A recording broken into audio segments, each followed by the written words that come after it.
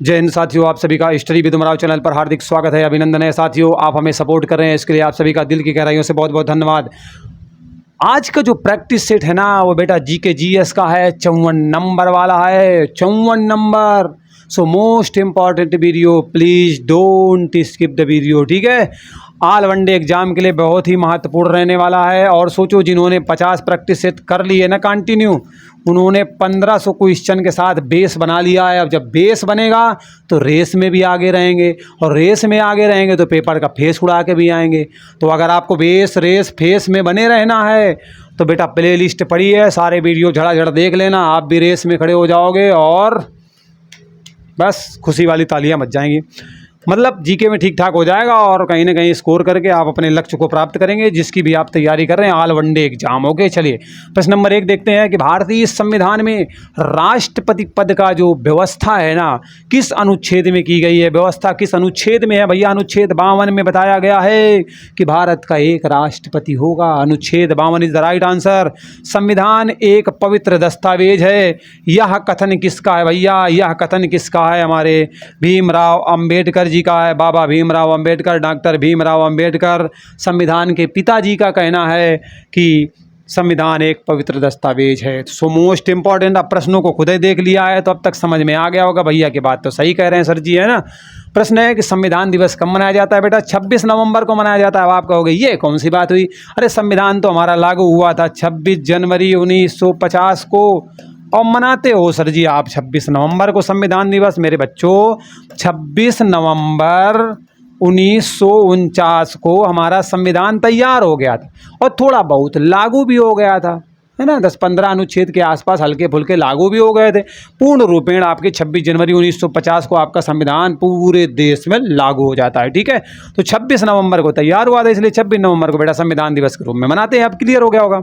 भारत का प्रथम governor general कौन बनता है? तो कौन बनता है? वही Lord William Bentinck is the right answer. Lord William Bentinck बिल्कुल राइट आंसर है।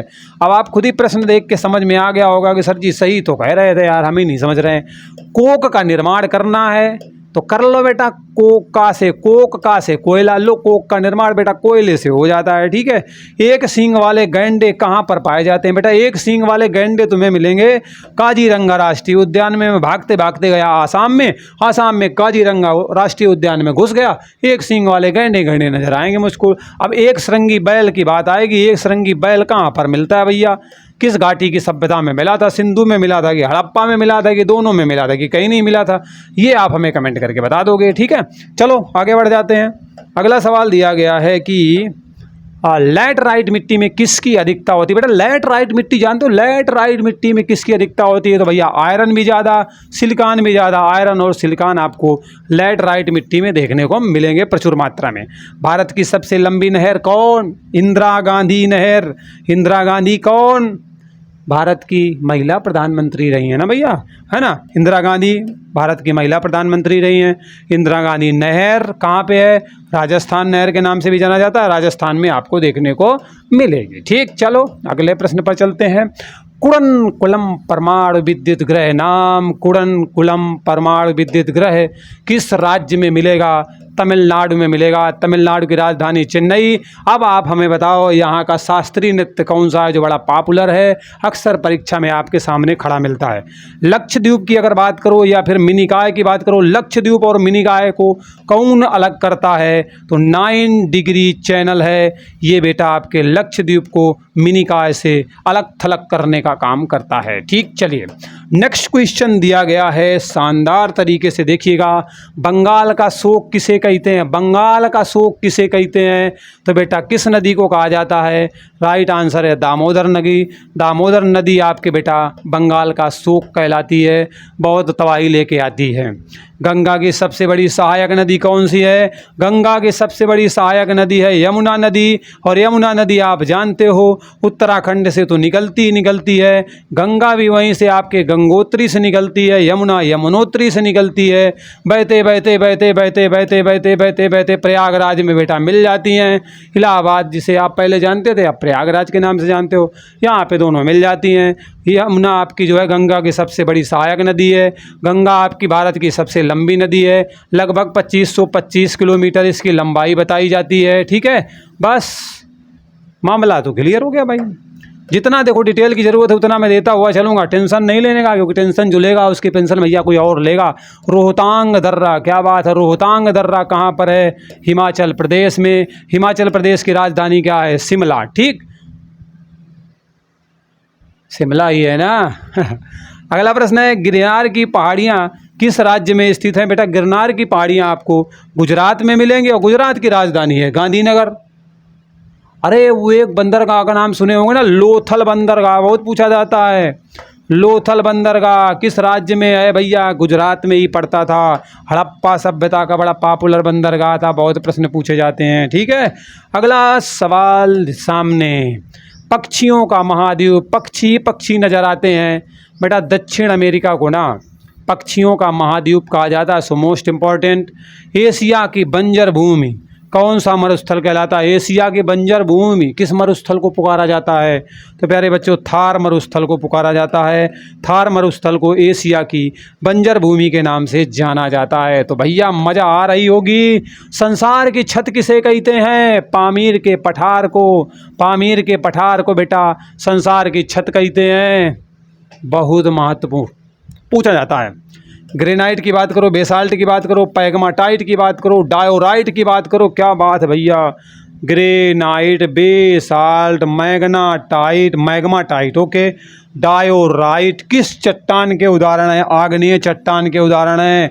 चाहे ग्रेनाइट पूछे आग्नेय चट्टान, बेसाल्ट आग्नेय चट्टान, पैगमाटाइट आग्नेय, डायोराइट। ठीक है लल्ला, ध्यान से समझते हुए चलना, क्योंकि अगर दिमाग का खुल गया पल्ला तो समझ लेना बल्ले बल्ले हो जाएगी। आगरा का किला और दिल्ली का लाल किला किससे बनाए गए हैं? बेटा लाल बलुआ पत्थर से बनाए गए हैं। नाम आगरा का किला, दूसरा दिल्ली का लाल किला। अरे लाल किला तो जानते हो यार, मतलब हर साल देखते हो, आयोजन होता है। ठीक है, लाल बलुआ पत्थर से इनका निर्माण किया गया है। भूमि के अंदर पिघला हुआ पदार्थ क्या कहलाता है? भूमि के अंदर जो पिघला हुआ पदार्थ होता है उसे बोलते हैं मैग्मा। Magma, magma. देखते नहीं हो जब आपके ज्वालामुखी में फट के निकलता है आग, आग जलती हुई निकलती है, बिल्कुल बहता हुआ निकलता है, तो इसे मैग्मा कहा जाता है। पृथ्वी की आयु ज्ञात की जाती है। अरे भैया पृथ्वी की आयु, जमीन की आयु निकालनी है, कैसे निकालेंगे? यूरेनियम डेटिंग के द्वारा हम क्या करेंगे? पृथ्वी की आयु का पता लगाएंगे। ठीक है, पृथ्वी की आयु का पता हम यूरेनियम डेटिंग के द्वारा लगाएंगे। विश्व का सबसे ऊँचा सक्रिय ज्वालामुखी, विश्व का सबसे ऊँचा लेकिन सक्रिय है, विस्फोट हो जाता है, ज्वालामुखी कौन सा है? कोटोपैक्सी है, और ये आपके इक्वाडोर में पड़ता है। इक्वाडोर कहाँ पड़ता है? तो दक्षिण अमेरिका में पड़ता है। ठीक है, सो मोस्ट इम्पॉर्टेंट प्रश्न ध्यान रखिएगा और अपने दिमाग में भी रखिएगा।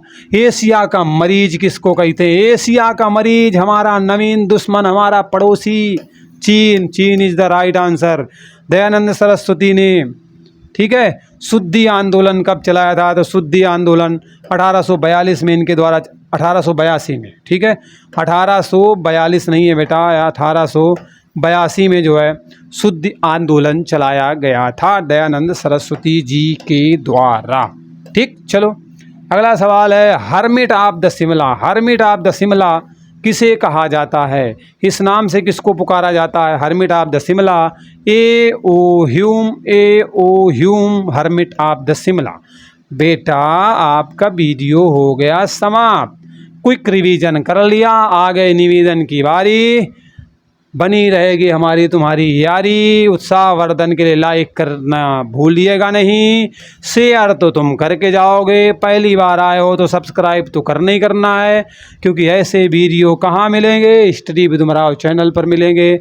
और धार देना है तैयारी को तो साथ हमारे आना पड़ेगा। साथ हम जब आएंगे मिलकर धमाल मचाएंगे। चलिए मिलते हैं अगले वीडियो में। बाय बाय, टेक केयर, जय हिंद।